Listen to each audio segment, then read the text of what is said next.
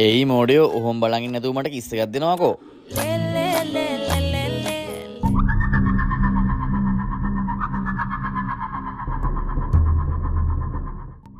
ඒ බම්මේ අන්න උඹේ පරණ නම්බරේ මේ පැත්තට එනවා. අම්මට සිරණාංගේ. අයි පොඩ්ඩක් මෙතන යන්න. අයියේ ඔයාට එක කාට මොකද උනේ? මං එදා ඔයාලට කිව්වේ මගේ එක්ස්. අප්පෝ අන්නර මේ පැත්තට එනවා. දෙන්නත් එක මොකද මෙහෙ? ඇයි අපිට මෙහෙන්න හොඳ නැද්ද? ඒ බලපංකෝ මම මේකි. කොල්ලෙක් කෙල්ලෙක් පාර්ක් එකේ ලව් කරන්නේ නැතුව උඹලා ගෙදරට ඇවිල්ලා ලව් කරන්නද? අනේ ඒකම මේ ඵලයන් බෑ යන්න. ප්ලීස් අපිට මෙතනින් පාඩුවේ ඉන්න දීලා ඔයා මෙතනින් යනවද? මෙයාද වගේ අලුත් නම්බරේ? අනේ ඉන්න. දන්නවද ඔයාගේ මහලු ආදරවන්තයා මටත් ලව් කරා. අයියා මට ඔයා ගැන කියලා තියෙනවා. කොහොමද මූත් එක්ක ඉන්නේ? මූ කෙල්ලෙක් කියන දෙයක් අහන එකෙක්ද? මම මේ කියන කතාව. උඹත් ඇයි කොල්ලෝ කියනෙව්ව ආනවද?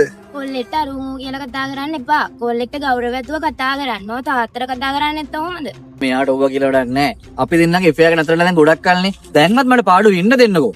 කොල්ලත් එක්ක බොන්න යන්නයි, රෑට මියුසිකල් ගාන යන්නයි. අනික දවල්ට ෆෝන් එකක් ගත්තා ෆෝන් එක උසනවාද කියන්නකෝ යා. නෑනේ. මෙහෙම කොල්ල නම් මට කොහොමත් එපා. අක්කේ කොල්ලෙක් කියන්නේ කොල්ලෙක්ට.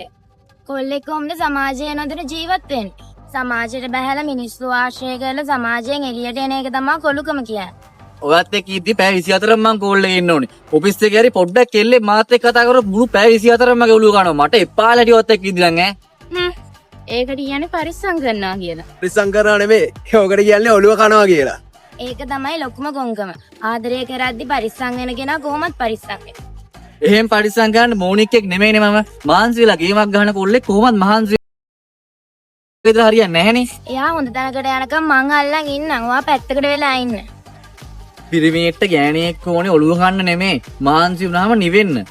ළඟදිම ආරංචි වෙයි මුගේ රංගේ. ලව් කඩන එකද ඔයාගේ ජොබ් එක? අනේ පාඩුවේ යන්න නම් කියන්න. දරුවෙක් එක්ක ආවත් ආදරේ නම් ආදරේ. ඔයා කරන ආදරේ මං කරන ආදරේ දෙකක් අක්කේ.